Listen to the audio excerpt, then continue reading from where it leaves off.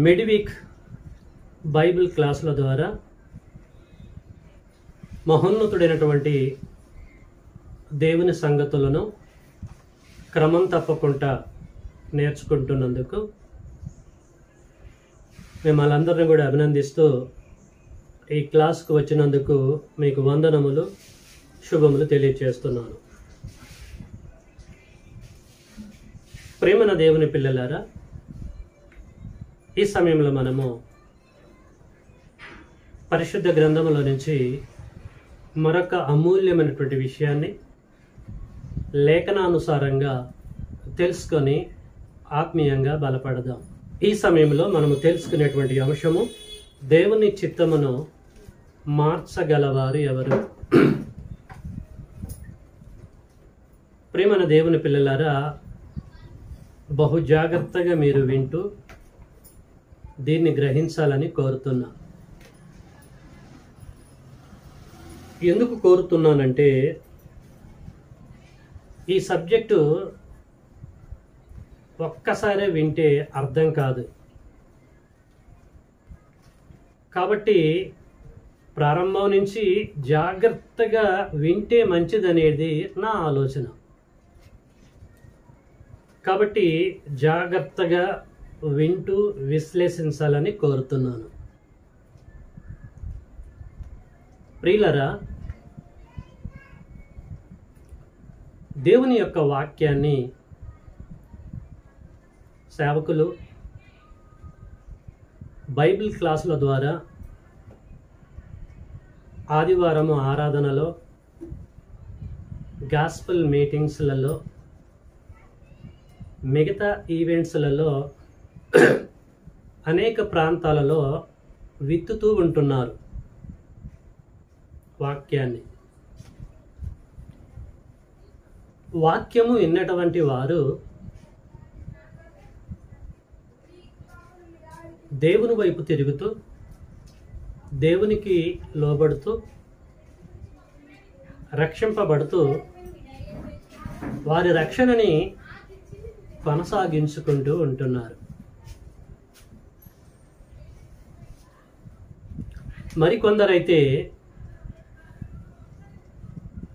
దేవుని వాక్యము ఎంత చక్కగా చెబుతున్నా, ఎంత అద్భుతంగా చెబుతున్నా, సూపర్ తీరులో బోధించిన వినటానికి ఆసక్తి చూపించరు, ఏమాత్రం కూడా గ్రహించరు, ఇష్టానుసారంగా ప్రవర్తిస్తారు, సాతాను యొక్క మార్గంలో ప్రయాణం చేస్తూ ఉంటారు.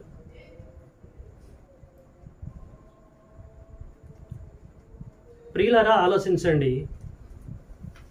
వాక్యము ఒక్కటే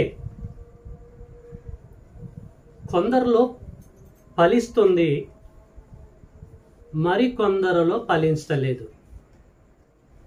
దానికి గల కారణం ఏంటిది? దేవుని వాక్యము ప్రకటింపబడుతున్నప్పుడు కొందరిలో అది ఫలిస్తుంది, మరికొద్ది మందిలో అది ఫలించలేదు. దానికి గల కారణం ఏంటిది అనేది మనం ఆలోచించాలి. ప్రియులారా, ఎవరిలో అయితే ఫలించకుండా ఉంటుందో ఆ వాక్యము, వారి జీవితాన్ని మనం ఆలోచిస్తే అగమ్య గోచరం, నిత్య నాశనానికి వాళ్ళు వెళ్ళిపోతుండ్రు అని మనం అర్థం చేసుకోవాలి. ఇక్కడ మనం ఆలోచించవలసిన విషయం ఏంటంటే, దేవుని వాక్యము కొందరిలో ఫలించటం ఏంటి, కొందరిలో ఫలించకపోవటానికి గల కారణం ఏంటిది అని మనం ఆలోచిస్తే, దేవుని ప్రణాళికలో, దేవుని చిత్తములో వారు లేరు అని మనం అర్థం చేసుకోవాలి. దేవుని ప్రణాళికలో వారు లేరు అని మనం అర్థం చేసుకోవాలి. ఎంత బోధ వారికి చేసినా, ఎంత ఖండితంగా వారికి వాక్యం అందించినా, వినండి వినండి అని చెప్పేసి బ్రతిమిలాడి వారికి చెప్పినా, వారు ఎందుకు వినటం లేదనంటే, గ్రహించటం లేదంటే, దేవుని ప్రణాళికలో వారు లేరు అని మనము అర్థం చేసుకోవాలి. దేవుడి చిత్తములో అస్సలు వారు లేరు. దేవుడు వారిని నిత్యాజ్ఞ దండనకి ఏర్పాటు చేశారని చెప్పేసి ప్రియులారా అర్థం చేసుకోవాలి. ఈ సమయంలో బైబిల్ ఓపెన్ చేసి మనం చూద్దాము. ఇప్పుడు నేను చెప్పిందంతా కూడా మనసులో పెట్టుకొని వాక్యాలను మనం పరిశీలన చేద్దాము. యోబు గ్రంథం అందరు తీయాలి. యోబు గ్రంథము 12వ అధ్యాయము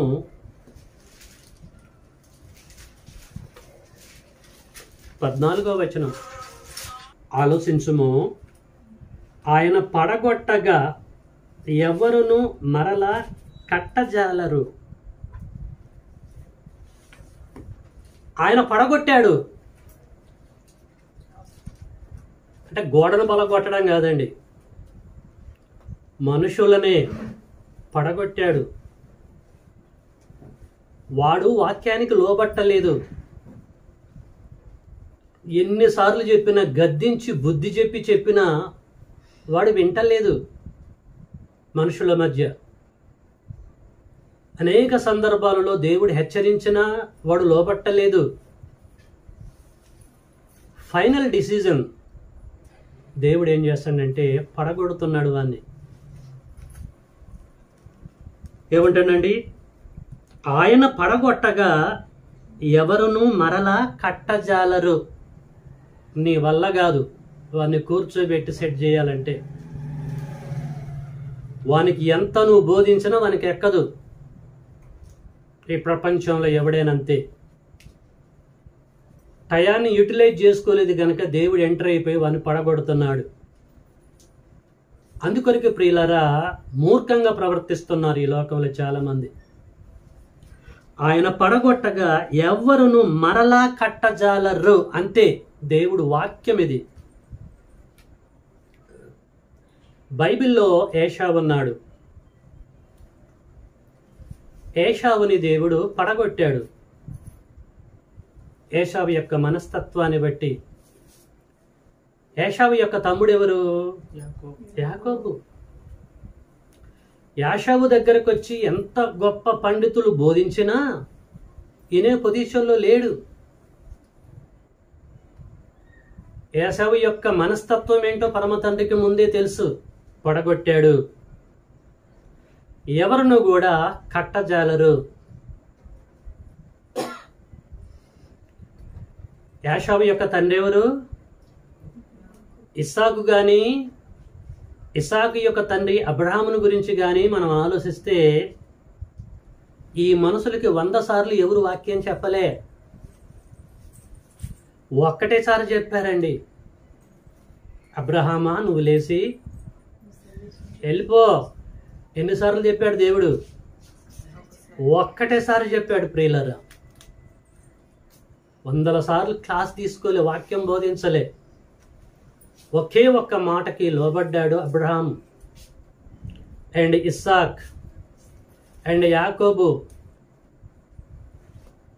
ప్రియమైన దేవుని బిడ్డలారా మీరు ఆలోచించండి. మనిషికి ఒక మాట చాలు, గొడ్డుకి ఒక దెబ్బ చాలు. అంతే, సెట్ అయిపోతారు వాళ్ళు. 100 సార్లు క్లాస్ బీకాల్సిన అవసరం లేదు. యాకోబుకి ఒకటేసారి చెప్పాడు, అబ్రాహాముకి అంతే. కానీ యాషావుకి పండితులను తీసుకొచ్చి బోధించిన వాడినే పొజిషన్లో లేడు. అలాంటి మనస్తత్వము కలిగినటువంటి వ్యక్తులు ఈ లోకంలో ఉన్నారు.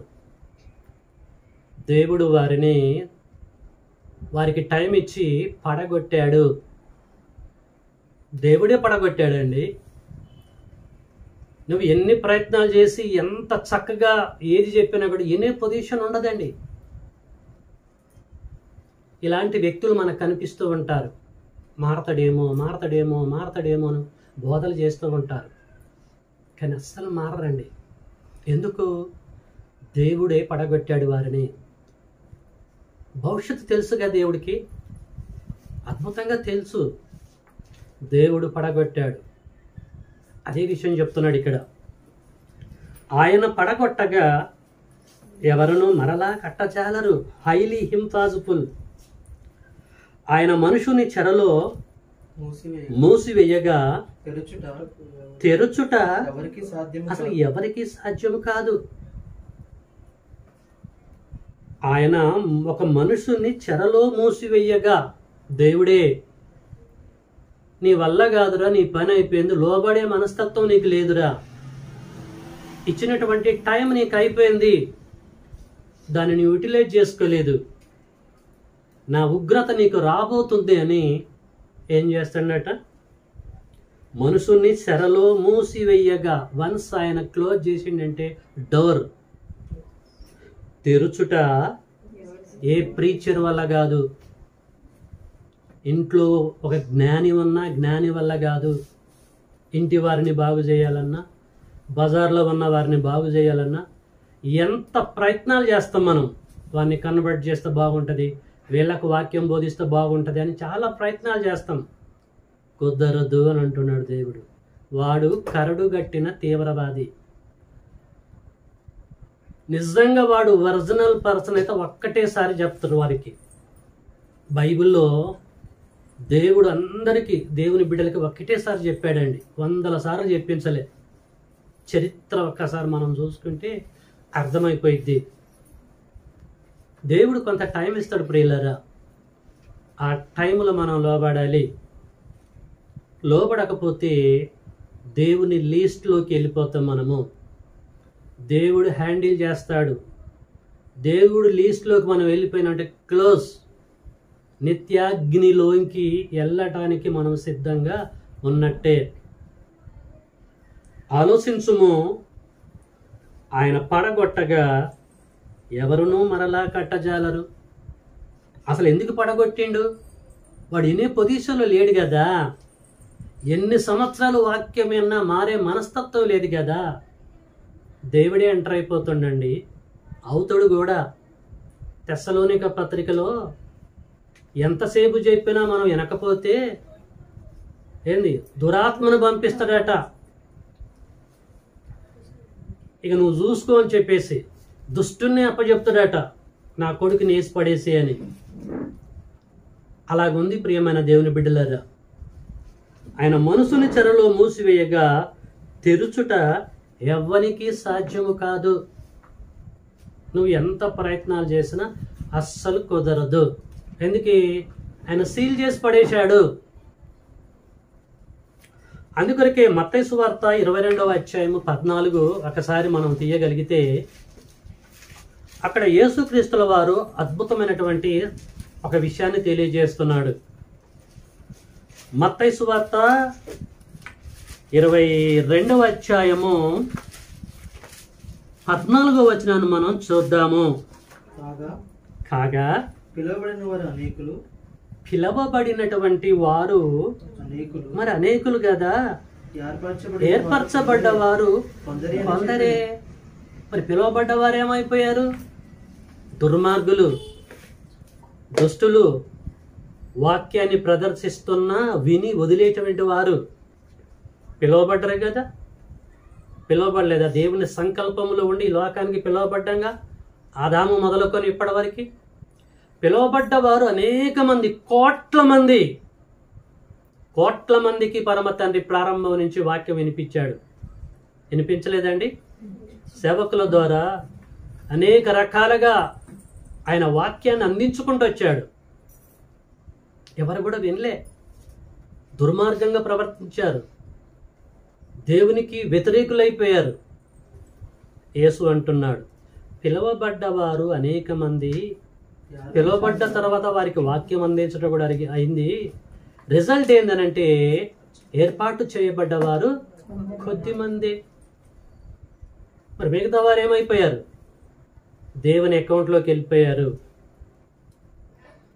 దేవుని ప్రణాళికలోకి వెళ్ళిపోయారు, నిత్యాగ్ని దండంలోనికి సిద్ధంగా ఉండటానికి వెళ్ళిపోయారు. ప్రేమన దేవుని బిడ్డలారా, ముందే నేను చెప్పాను, దేవుని వాక్యము కొందరిలో ఫలిస్తే అదే వాక్యము మిగతా వారిలో ఎందుకు ఫలించలేదు? వాక్యం ఒకటే కదా. వీళ్ళలో ఫలించని ఈ వాక్యం వారిలో ఎందుకు ఫలించలేకపోతుంది? Because of their attitude. లోబడినటువంటి మనస్తత్వం ప్రియులరా. ఎంతకాలం చూస్తాడు దేవుడు? లాస్ట్ సండే మీకు చెప్పాను, లాస్ట్ వెన్స్డే సామెతల గ్రంథం 1వ అధ్యాయం లాస్ట్లో, నేను పిలవగా మీరు రాకపోతురి, వినకపోతురి. అంటే పిలవగా అంటే సేవకుల ద్వారా వాక్యం అందించాడు, ఎవడి వినలే. కాబట్టి నా టైం అయిపోయింది, ఇక అకౌంట్లోకి వెళ్ళిపోతున్నారు మీరు, నిత్యాగ్ని దండంలోనికి వెళ్ళిపోతారని చెప్పేసి ఎప్పుడో చెప్పేశాడు ప్రియులారా. అదే విషయం చెప్తున్నాడు యేసుక్రీస్తుల వారు, కన్ఫర్మ్ చేస్తున్నాడండి. కాగా పిలువబడిన వారు అనేకులు, ఏర్పరచబడిన వారు కొందరే. ప్రేమైన దేవుని బిడ్డలారా, ఒక్కసారి అర్థం చేసుకోండి. ఎంత చక్కగా, ఎంత అద్భుతంగా పరమ తండ్రి తన పిల్లలు నశించిపోకుండా వాక్యాన్ని ఇంజెక్ట్ చేసుకుంటూ వస్తున్నాడండి. పనిలేక కాదు బైబిల్ క్లాసులు మనం పెట్టేది, పనిలేక కాదు సండే వర్షిప్స్ కండక్ట్ చేసేది, పనిలేక కాదు లెక్చర్షిప్ని కండక్ట్ చేసేది. మనమే కాదు, ప్రపంచంలో ఉన్న ప్రతి సేవకుడు దేవుని కృపలో ఈ కార్యక్రమాలు జరిగిస్తున్నారు, అందరికీ వాక్యం అందిస్తున్నాడు. కొందరిలో ఆ వాక్యం ఫలిస్తుంది, మరి కొందరిలో అది ఫలిస్తలేదు, దుర్మార్గంగా ప్రవర్తిస్తున్నారు. ఎందుకు అంటే దేవుని సంకల్పంలోకి వారు వెళ్ళిపోయారు, శిక్షలోకి వెళ్ళిపోయారు ఆల్రెడీ. ఎంతమంది గ్రహిస్తున్నారు ఇది? ఎంతమంది ఆలోచిస్తున్నారు? మనం ఏమనుకుంటామంటే వాడు మారాలి, ఆమె మారాలి, మారాలి మారాలి మారాలి మారాలని ఎన్నోసార్లు హెచ్చరిస్తూ ఉంటాం. వాట్సాప్ ద్వారా, ఫోన్ కాల్ ద్వారా, పర్సనల్ ఇవాంజలిజం ద్వారా, గాస్పల్ ట్రాక్స్ ద్వారా రకరకాలుగా వారిని మనం రక్షించుకోవాలని ప్రయత్నం చేస్తాం. మనలో కొద్దిమంది ఆరాధనకు రాకపోతే కాల్ చేసి అడుగుతూ ఉంటారు, బ్రదర్ సిస్టర్ మీరు ఎందుకు రావట్లేదని. ఏమంటారు తెలుసా వాళ్ళు? అన్న పని ఉందన్న, బ్రదర్ పలానా కారణాన్ని బట్టి రాలేకపోతున్నాను. రకరకాల రీజన్స్ వాళ్ళు చెప్పి లోబడకుండా పోతూ ఉంటున్నారు, వాక్యం వాళ్ళు ఫలించలేకపోతూ ఉంటుంది. ప్రేమైన దేవుని బిడ్డలారా, దేవుని అకౌంట్లోకి వాళ్ళు వెళ్ళిపోయారన్న సంగతి అర్థం కావట్లేదు వాళ్ళకి. పిలిచేటోని పిచ్చోని చేస్తున్నారు. అర్థం చేసుకోండి, దేవుడి యొక్క ప్రణాళికని గ్రహించండి. ఎవరైతే దుర్మార్గంగా ప్రవర్తించుకుంటూ లోబడకుండా దేవుడి వైపు తిరగకుండా ప్రవర్తిస్తూ ఉంటున్నారో ఈ రాత్రికాల సమయంలో గ్రహించాలి, వీళ్ళందరూ కూడా నిత్యాగ్ని దండానికి సిద్ధంగా ఉన్నారని గ్రహించాలి. లేఖనములను బట్టి దేవుడు వాళ్ళని సెట్ చేసి పడేశాడు. ప్రసంగి గ్రంథం 7వ అధ్యాయం అందరు తీయాలండి.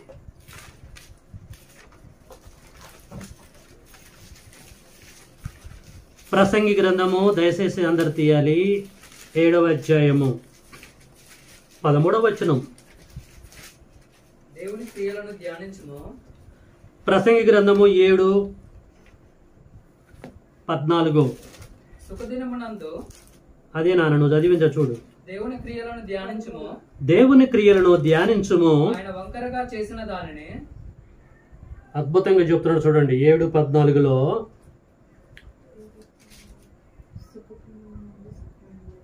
ఆయన వంకరగా చేసింది ఏ లేఖనం అది? 13. ఓకే, దేవుని క్రియలను ఒకసారి ధ్యానించుము. ఎంత చక్కగా చెప్తున్నాడు చూడండి జ్ఞాని అయిన సొలొమోను.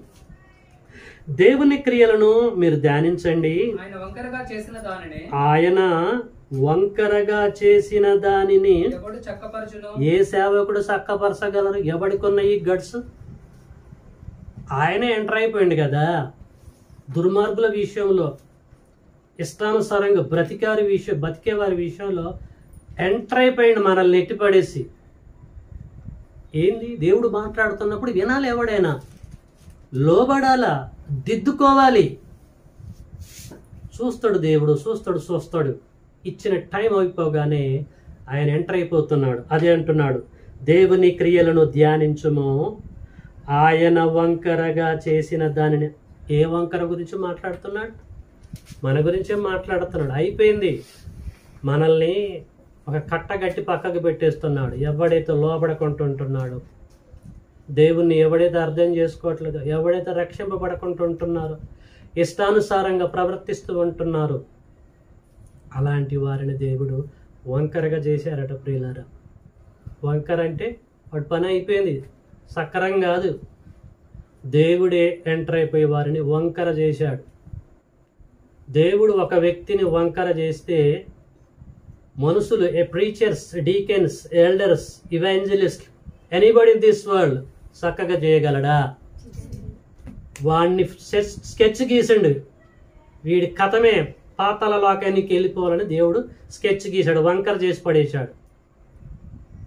మనం ఏం చేస్తున్నాము? వాడిని సెటరైట్ చేయడం కొరకు సకల ప్రయత్నాలు మనం చేస్తున్నాం. మన వంతుగా మనం చేయగలమా? ఇది వాడు చాలా మోనార్క్ అన్న సంగతి మనకు అర్థమైనా మనం పక్కకు పెట్టేస్తున్నాం. కానీ దేవుడు అట్ట పక్కకు అట్ట కుదరదు. ఆయన దగ్గర కథలు చూస్తాడు చూస్తాడు చూస్తాడు అంతే. యోబు గ్రంథంలో అంటాడు, ఒక్కటేసారి చెప్తా నేను, మా అంటే 2 సార్లు చెప్తా, మా అంటే 3 సార్లు చెప్తా, అంతే. నీకు నచ్చినంత కాలం నేను చెప్పడానికి నాకు ఓపిక లేదన్నాడు దేవుడు. దేవుడు మాట్లాడినప్పుడు జాగ్రత్తగా వినాలి, దేవుడు వైపు తిరగాలి, రక్షింపబడాలి, ఆ రక్షణ మార్గంలో ప్రయాణం చేయాలి. చూస్తలే చేస్తలే వచ్చే సంవత్సరంలే ఆ పోయి వచ్చే సంవత్సరంలే నా బ్రతుకు మార్చుకుంటానంటే కుదరదు. ఆయన వంకర చేసేసిండు, మనకు తెలవదు. ఎప్పుడో ఆయన వంకర చేశాడు. కానీ సేవకులు ఏం చేస్తారంటే వాళ్ళని బాగుపరచాలని సకల ప్రయత్నాలు చేస్తూ ఉంటున్నారు. ఇక్కడ ఓపెన్ ఛాలెంజ్ చేస్తున్నాడు దేవుడు. ఏమన్నాడండి? దేవుని క్రియలను ధ్యానించుము, ఆయన వంకరగా చేసిన దానిని ఎవడు, అంతే కదండి, ఆయన వంకరగా చేసిన దానిని ఎవడు చక్కపరుచును? ఎవడి వల్ల కాదు. ఇక వాడు రక్షింపబడే విధంగా ప్రయత్నాలు చేయలేడు. వాడు తీవ్రవాదిగా అయిపోయాడు. ఎన్ని బోధలు వాడు విన్నా, ఎన్నిసార్లు వాడు నటించినా వాడు రక్షింపబడడు. నేను వాడిని వంకర చేసి పడేశాను, నేనే చేశా. అవును వాడు నా కుమారుడే, అవును వాడు నా కుమార్తె, నా మాట వింటలేదు కదా, ఎందుకు మరి వాడితో నాకేంటి ఉపయోగము? ఉపయోగం లేదు. కాబట్టి నేనే నా చేతులతో వాడిని తీసుకెళ్లి పాతాళ లోకంలో అగ్ని గుండంలో వేయబోతున్నాను చెప్పే సందర్భం అండి ఇది. ఎంత చక్కని మాట తెలుసా అండి? దేవుని క్రియలను ధ్యానించుము, ఆయన వంకరగా చేసిన దానిని ఎవడు చక్కపరుచును? అదే దేవుడి చిత్తమును మార్చగలవారు ఎవరు? టాపిక్ అండి ఇది. ఆయన వంకర చేసిన దానిని ఎవడు చక్కపరచగలరు? దేవుడి చిత్తమును ఎవడు కూడా మార్చలేడు ప్రియులారా. మన పట్ల దేవుడి యొక్క చిత్తం ఎవడి వల్ల కాదు. ఏ సూపర్ తీరి చెప్పినా వాడు మారడు అన్న సంగతి నీకు తెలవదు, దేవుడికి తెలుసు, మనకు తెలవదు. కష్టపడతా ఉంటాం ప్రియులారా. ఆమెను రక్షించుకోవాలి, వాడిని రక్షించుకోవాలి, ప్రపంచంలో ఉన్న మన బంధువులను రక్షించుకోవాలని సకల ప్రయత్నాలు మనం చేస్తూ పోరాటం చేస్తుంటే వాళ్ళ దృష్టికి మనం ఎట్లా ఉంటాం తెలుసా? క్రైస్తవులకు వీళ్ళకి పని పాటు లేదు, బుద్ధి లేని వాళ్ళు వీళ్ళు, మాకు వాక్యం అందిస్తారని కౌంటర్గా మాట్లాడుతూ ఉంటారు. కానీ దేవుని అకౌంట్లోకి వాళ్ళు వెళ్ళిపోయారన్న సంగతి అస్సలు అర్థం కావట్లేదు వాళ్ళకి. దేవుడు వంకర చేసేసాడు. ఒక పాము ఉందనుకోండి, కట్ల పాము, అది నడిచేటప్పుడు ఎలాగుంటుందండి? స్ట్రైట్గా నడుతుంది. అది ఎట్లా నడుతుందండి? అది వంకర వంకర వంకర వంకర, బుద్ధి వంకర. ప్రేమైన దేవుని బిడ్డలారా అర్థం చేసుకోండి. దేవుడు దాన్ని ఎలాగ పుట్టించండి అంటే అది నడిచేటప్పుడు వంకరగా నడిచేటట్టు సెట్ చేశాడు. నువ్వు వెళ్ళి దాన్ని సక్కరంగా చేయాలంటే కుదురుతుందా? నీ వల్ల కాదు. దేవుడే దాన్ని అలాగ పుట్టించాడు. దేవుడు సృష్టి అది.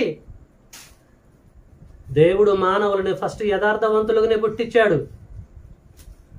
మానవుల యొక్క ప్రవర్తనని బట్టి స్టెప్ తీసుకోవాల్సిన పరిస్థితి ఏర్పడ్డది. కాబట్టి దేవుని చిత్తమును మార్చగలవారు ఎవడు లేడు.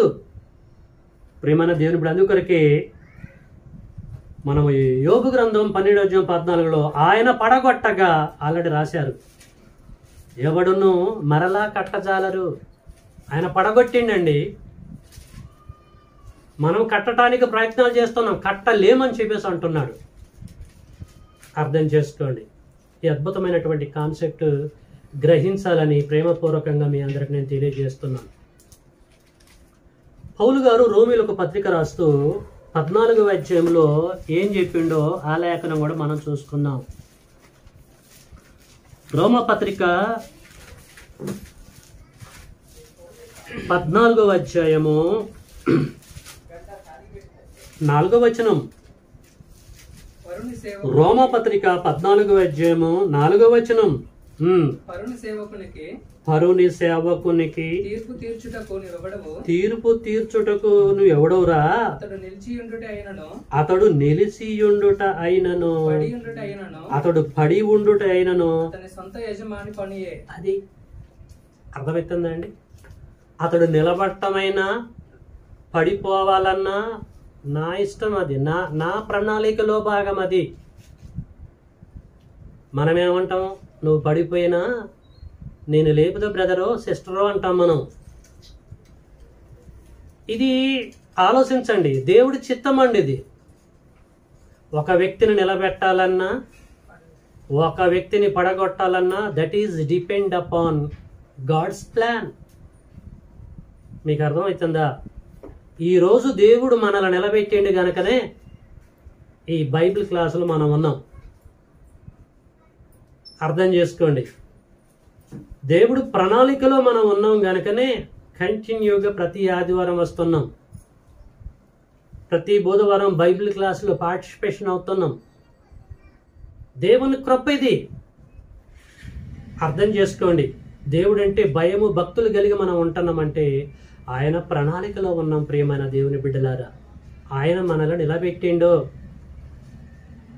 నిజంగా ఆయన మనల్ని పడగొడితే ఏమనుకునే వాళ్ళని తెలుసా? బైబిల్ క్లాస్ ఏంటి, ఈ రాత్రిపూట వెళ్ళటం ఏంటి, కూర్చోవటం ఏంటి, పాటలు పాడటం ఏంటి, వీళ్ళకి బుద్ధి జ్ఞానం లేదు, ఇదొక మతము, రకరకాల కామెంటరీలు చేసేటోళ్ళం మనం. ఆయన గనుక మనల్ని పడగొడితే, ఆయన నిలబెట్టిండు గనుక ప్రియమైన దేవుని బిడ్డలారు ఈరోజు సజీవులుగా ఉన్నాము. అర్థం చేసుకోండి. ఎంత చక్కని మాటో. పరుని సేవకునికి తీర్పు తీర్చుటకు నువ్వు ఎవడవో? అతడు నిలిచియుండుటై అయినను, పడి ఉండుటై అయినను సొంత యజమాని. మన సొంత యజమాని పనే. ఆధ్యాత్మికంగా మనం ముందుకు సాగాలన్నా, అడ్డగోలుగా బ్రతకాలన్నా ఆయన చేతిలో ఉంది ప్రియులారా. సొంత యజమానుడి పని. తేడా వచ్చిందో, నాలో మనలో మనందరిలో తేడా వచ్చిందో, నిలబెట్టినోడు కొట్టించినోడు పడగొట్టడం పెద్ద సమస్య కాదు. అర్థం చేసుకోండి. నిలబెట్టేది ఆయనే. నువ్వు కరెక్ట్గా ఉంటే నిలబెడతాడు, కరెక్ట్గా ఉండి ఉండి ఉండి తేడా చేస్తే కూడా పడగొడతాడు ఆయన. పడగొట్టలేడా అండి? ఏమండి, ఒక వస్తువుని కనిపెట్టినటువంటి నిర్మించిన కంపెనీ వాడు దాన్ని డిస్ట్రాక్ట్ చేయలేడండి? అద్భుతంగా చేస్తాడు. ఆ పవర్స్ ఉన్నాయి ఆయనకి. అది వాస్తవం. అయితే మన విషయంలో కూడా ప్రతి విషయంలో కేర్ తీసుకునేది ప్రియులరా ఆయనే. చూస్తాడు చూస్తాడు చూస్తాడు చూస్తాడు. ఎంతకాలం వాడు లోబడకుండా ఉన్నాడు అని ఎప్పుడైతే ఫైనల్ రిజల్ట్ వెళ్ళిపోయిద్దో కథం, అకౌంట్లోకి వెళ్ళిపోతాం. అగ్ని గంధకంలోకి వెళ్ళే విధంగా స్కెచ్ గీస్తాడు ప్రియులారా. ఈరోజు మనం ఇలాగున్నామంటే దేవుని ప్రణాళికలో భాగం అండి. లోకంలో దుర్మార్గులందరూ కూడా అస్సలు లోబట్టలేదనంటే, దేవుడి మాట వింటలేదనంటే అర్థం చేసుకోండి, భాగమైపోయారని చెప్పేసి అర్థం చేసుకోవాలి. దేవుడు వాళ్ళని సెట్ చేసి పక్కకు పెట్టేశాడు. ఒక సూది కనుక కాగితాల గుచ్చి దారం కట్టి పక్కకు పెడతారు చూసారా, అలాంటి జనాంగం అండి వీళ్ళు. ప్రేమన దేవుని బిడ్డలారా అర్థం చేసుకో. దేవుని ప్రణాళికలో వాళ్ళు లేరు గనుక వాళ్ళ బ్రతుకులు అలాగున్నాయి. దేవుడి ప్రణాళికలో మనం ఉన్నాం గనుక మన జీవితం ఇలాగుంది. భయభక్తులతో ఆయన కార్యాలు జరిగిస్తున్నామంటే ఆయన ప్రణాళికలో అద్భుతంగా మనం ఉన్నాం. వర్షం వస్తుందన్న సంగతి మనకు తెలుసు, భయంకరంగా వాతావరణం ఉందన్న సంగతి తెలుసు. అయినా వచ్చామంటే ఆయన ప్రణాళికలో ఉన్నాం. ప్రపంచం అంతా ఎంజాయ్ చేస్తుంది. కాబట్టి నరకాగ్ని గుండంలోకి వెళ్ళే ప్రణాళిక, దేవుడి ప్రణాళికలో వాళ్ళందరూ కూడా ఉన్నారు కనుక ప్రియులారా, దేవుని యొక్క వాక్యం ఎంత అద్భుతంగా బోధిస్తున్నా, ఇంజెక్ట్ చేస్తున్నా వారిలో ఫలించటలేదు. దేవుని వాక్యము వారిలో ఎందుకు ఫలించటలేదు? ఎందుకు ఫలించటలేదు? ఏమండి? దేవుడి ప్రణాళికలో వారు లేరు. లేనటువంటి వాడికి చెవిటోడు ముందు ఎంత శంకూర్తిందండి. దేవుని ప్రణాళికలో లేరు.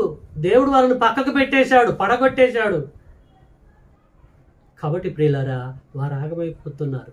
మనలో చాలా మంది మన బంధువులను కూడా మనం రక్షించుకోవాలని సకల ప్రయత్నాలు చేస్తాం. మారు మారు మారు, దేవుడి దగ్గర రా రా అంటే ఏదో ఒకటి వాళ్ళు చెప్పి తప్పించుకుంటూ ఉంటారు.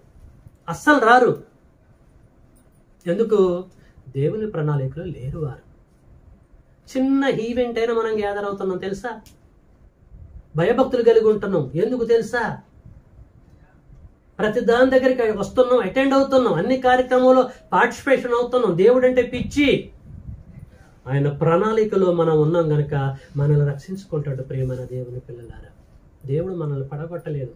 ఒకటే అర్థం చేసుకోండి. అదే చెప్పాను, దేవుడి చిత్తమును మార్చగలవారెవరు? ఆయన చిత్తం ఇది. వారంతా అగ్నిగుండంకి వెళ్ళాలని, మనమంతా కూడా పరలోకం వెళ్ళి అక్కడ ఉండాలన్నది దేవుడి ప్రణాళిక. ఇది ప్రణాళిక ప్రకారంగా భూమి మీద మనుషుల మధ్యలో జరుగుతుంది. ఇప్పుడు చెప్పిందంతా కూడా మనసులో పెట్టుకొని ఎఫెసు పత్రిక ఓపెన్ చేసి చూడండి. పౌలు గారు ఏమంటున్నాడు? ఎఫెసు పత్రిక 1వ అధ్యాయము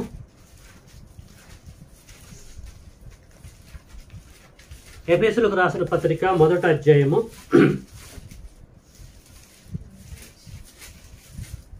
11వ వచనం.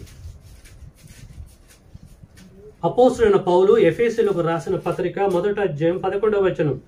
మరియు క్రీస్తునందు ముందుగా నిరీక్షించిన మనము తన మహిమకు కీర్తి కలగజేయవలనని దేవుడు తన చిత్త ప్రకారమైన సంకల్పమును బట్టి మనల్ని ముందుగా నిర్ణయించి ఆయన యందు స్వాస్థ్యముగా ఏర్పరచును.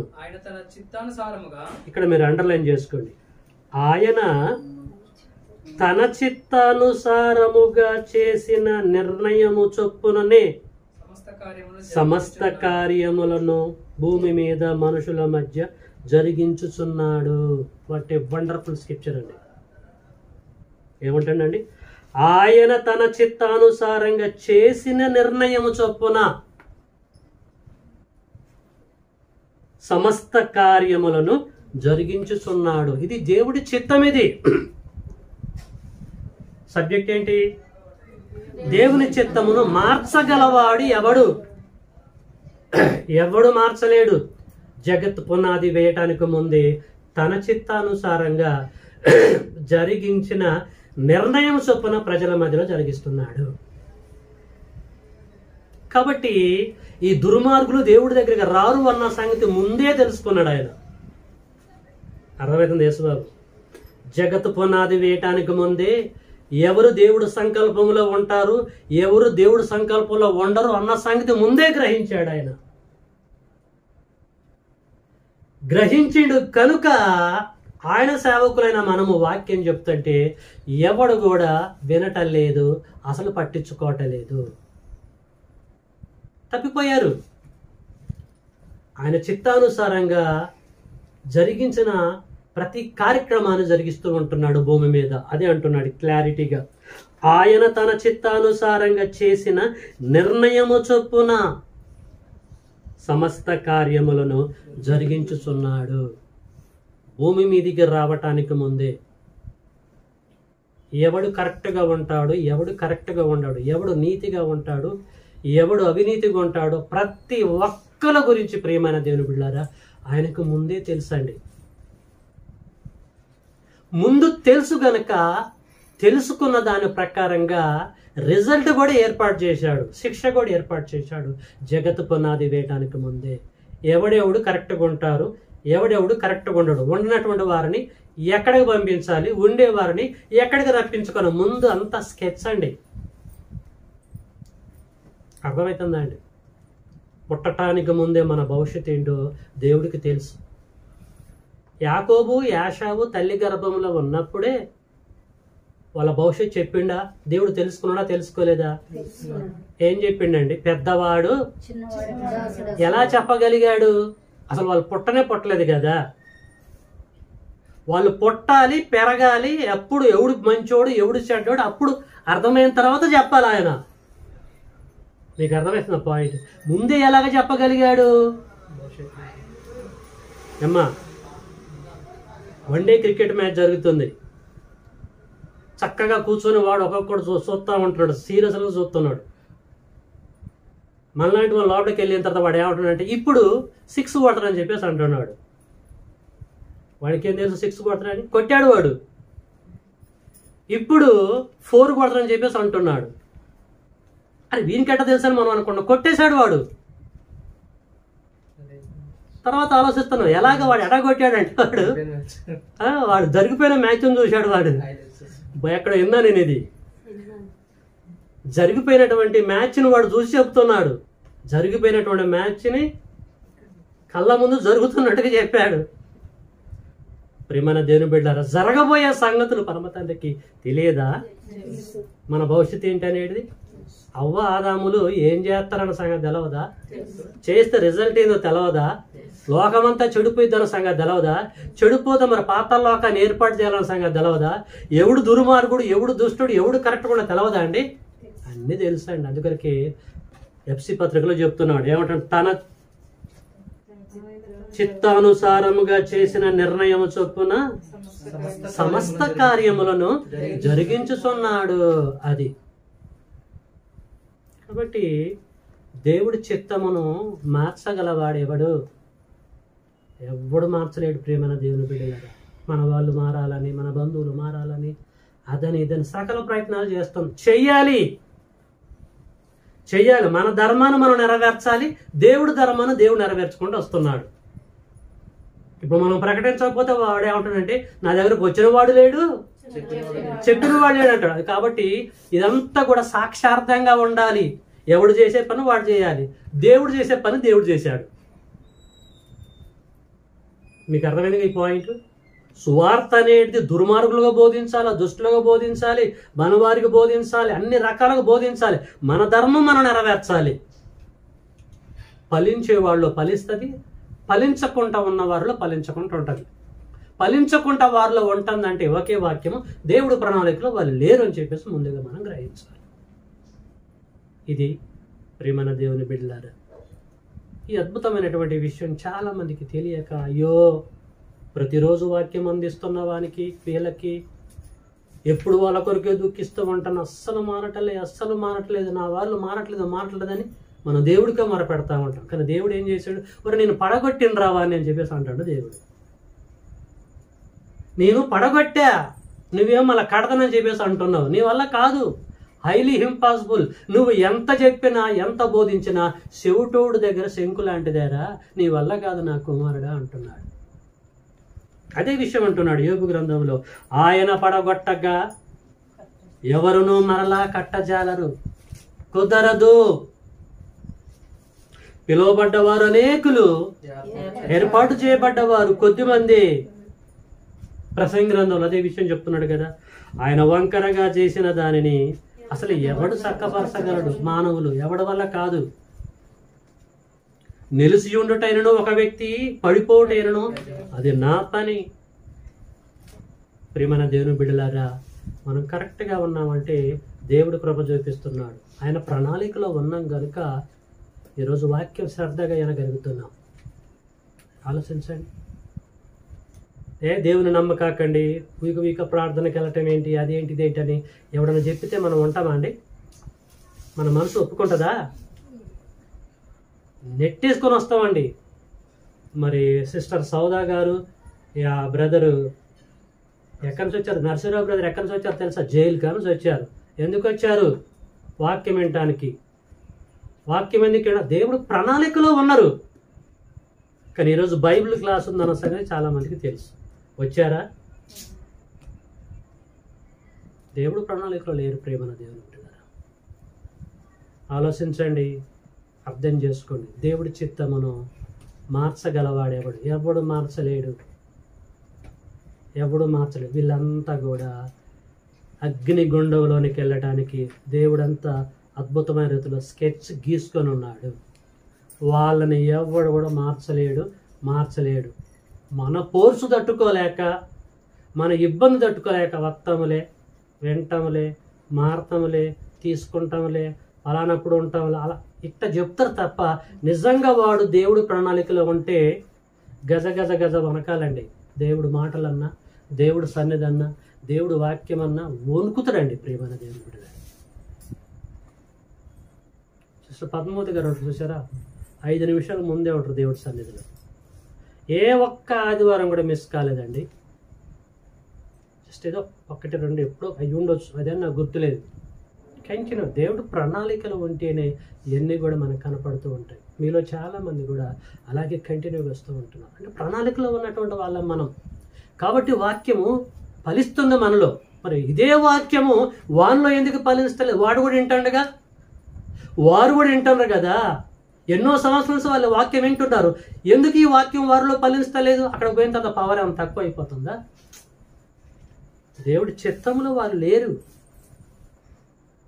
కాబట్టి ప్రియులారా, వాక్యము ఫలించలే. వాక్యం ఫలిస్తే వారు దేవుడి వైపు తిరుగుతారు, వారు రక్షింపబడతారు, దేవుడి చిత్తాన్ని నెరవేరుస్తారు.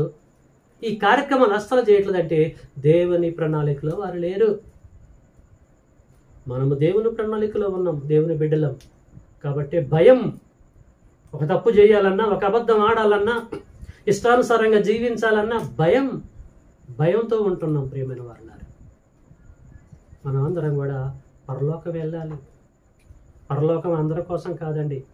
కొద్దిమంది, ప్రకటన గ్రంథం మీరు చదవండి, కొద్దిమందే చనిపోయిన తర్వాత అందరూ లేస్తారట. లేచిన ప్రతి ఒక్కరు పరలోకం వెళ్తారా? యేసుబాబు. దానియేలు గ్రంథం 12వ అధ్యాయం 2వ వచనం చూసుకొని ముగించుకుందాం. దానియేలు గ్రంథము 12వ అధ్యాయము 2. మరియు సమాధులలో నిద్రించు అనేకులు అనేకులైతే మేలుకొనటానికి మేలుకొంటారు.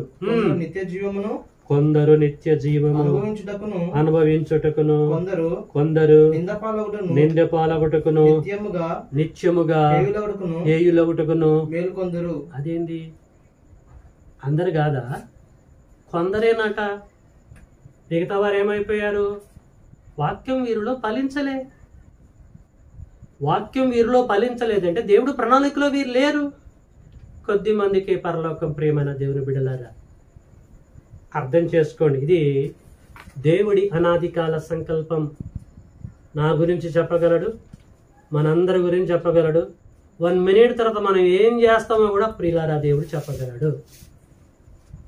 కాబట్టి దేవుడి యందు భయము, భక్తి కలిగి ఉందాం. ఎవరైతే మారకుండా ఉన్నారో వారిని పక్కకు పెట్టేద్దాం. దుర్మార్గంగా, దుష్టులుగా ఎవరైతే జీవిస్తున్నారో వదిలేద్దాం. No need to think about them. వారి గురించి ఆలోచించవలసిన అవసరం లేదు, టైం వేస్ట్ చేసుకోవాల్సిన అవసరం లేదు. ఎందుకంటే ఆయన పడగొట్టాడు. కట్టాలని ప్రయత్నం మనం చేయొద్దు. కట్టువాడు ప్రయాసం వ్యర్థం. యెహోవా పట్టణమును కాపాడని ఎడల దాన్ని కావలి కాయి వాడి ప్రయాసం అసలు వ్యర్థం, మీ వల్ల కాదు అని అంటున్నాడు. ఏదైనా చూసుకుంటే దేవుడు చూసుకుంటాడండి. నిలబెట్టాలంటే దేవుడు నిలబెడతాడు, పడగొట్టాలంటే దేవుడే పడగొడతాడు. ఒకప్పుడు నేను విన్నాను, ఒక పార్టీ పడిపోతుంటే ఒక ఆయన వచ్చి, మీరేం భయపడకాకండి, మీరు పడిపోతే మేము నిలబెడతాం అనేటువంటి వారు ఉన్నారు కదా రాజకీయ నాయకులు. పడిపోతే మేము నిలబెడదామని అన్నారు.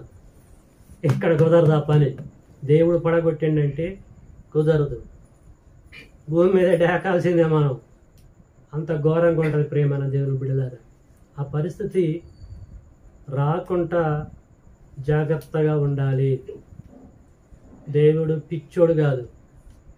దేవుడు అన్ని విషయాలు గ్రంథంలో చెప్పాడు. ఇప్పటి వరకు ఒక కోణంని మీరు చూశారు. దేవుడు కోణం మరొకటిది. చాలా ఉన్నాయి సబ్జెక్టులు మీకు అందించాలంటే. సిచ్యువేషన్ బట్టి చెబుతున్నాను, అర్థం చేసుకోవడానికి ట్రై చేయండి. ఇలాంటి సబ్జెక్టులే బయట మీరు వినొచ్చు, కానీ తేడాలు వస్తూ ఉంటాయి సబ్జెక్టులు అన్నిట్లలో. కాబట్టి దేవుడి సంకల్పంలో ఉన్న మనం కష్టాలు, బాధలు, ఇరుకులు, ఇబ్బందులు వస్తే మళ్ళీ బ్యాక్ పోవద్దు. దేవుడు పడగొడతాడు, ఇక ఎవడు కూడా లేపలేడు. పరలోకపు రాజ్యం రుచి చూసాం మనం. టేస్ట్ ఎరిగి కూడా మన బ్యాక్ అయిపోతే ఎలాగుంటుందండి? టేస్ట్ ఏందో తెలుసుకొని బ్యాక్ అయితే ఘోరంగా ఉంటుంది. దేవుణ్ణి ద్రోహిగా చేసినటువంటి వారు మనం అవుతాం. జీవం కలిగిన దేవుడి చేతిలో పడుట బహుభయంకరం అని చెప్పేసి అంటూ ఉంటాను. కాబట్టి దేవుడి చిత్తమును మార్చగలవాడు ఎవడు మార్చలేడు. దేవుడు ఒక స్టెప్ వేసిండంటే, దేవుడు వంకరగా చేసిండంటే ఎవడు కూడా దాన్ని చక్కపరచలేడు. వంకర అంటే తీగని గురించి, రాడు గురించి మాట్లాడాలి ఇక్కడ ప్రసంగి జ్ఞాని అయిన సొలొమోను గారు. మనుషుల గురించి దేవుడు ఒక వ్యక్తిని వీడి వేస్ట్ ఫెయిల్లోను వంకర చేసిండంటే పక్కముంటున్న నరుడు వాడిని సెట్ చేయలేడు. కుదరది. అంతే. మనుషుల గురించి చెప్తున్నాడు.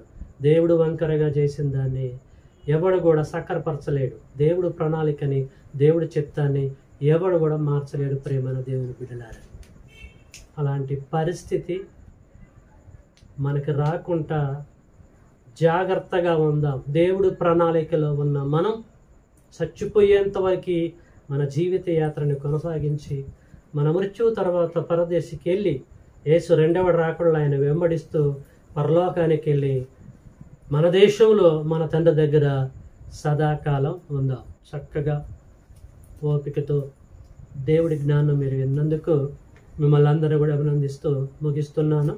God bless you all. మీ అందరికీ వందనాలు.